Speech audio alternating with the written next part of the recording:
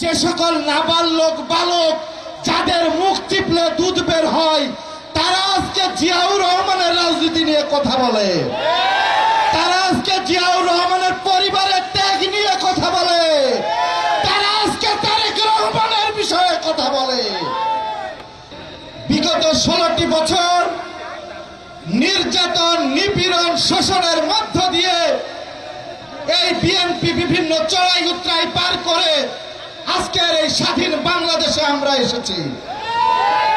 আপনারা সবাই জানেন বাংলাদেশে 5ই আগস্টের আগে এক দফার আন্দোলন, শেখ হাসিনার পদত্যাগের যে আন্দোলন সৃষ্টি হয়েছিল, সারা বাংলাদেশের প্রতিটি অলিতে গলিতে, সারা বাংলাদেশের জেলা মহানগরে আমাদের বিএনপির ভারপ্রাপ্ত চেয়ারম্যান জননেতা জনাব তারেক রহমান রোডম্যাপ দিয়ে আন্দোলন করিয়ে কৃষক, শ্রমিক, ছাত্র জনতাকে একই কাতারে দাঁড় করিয়ে এই বাংলাদেশে নতুন করে বাংলাদেশের জনগণকে স্বাধীনতা অর্জন করিয়েছে।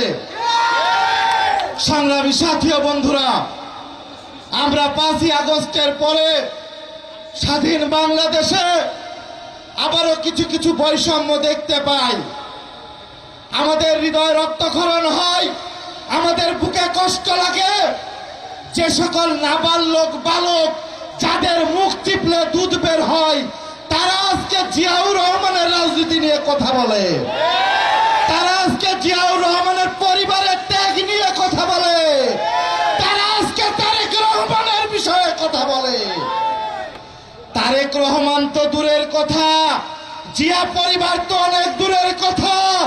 বিএনপির একটা নেতা কর্মীর ত্যাগের বিষয়ে মন্তব্য করার মতো অভিজ্ঞতা, যোগ্যতা তোমাদের নেই।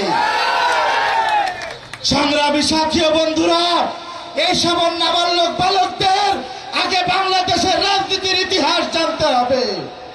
শহীদ প্রেসিডেন্ট জিয়াউর রহমান ইন্তেকাল করার পরে 81 সালে দেশনেত্রী বেগম খালেদা জিয়া রাজনীতির মাঠে আসার পর থেকে এরশাদ বিরোধী আন্দোলন করেছে।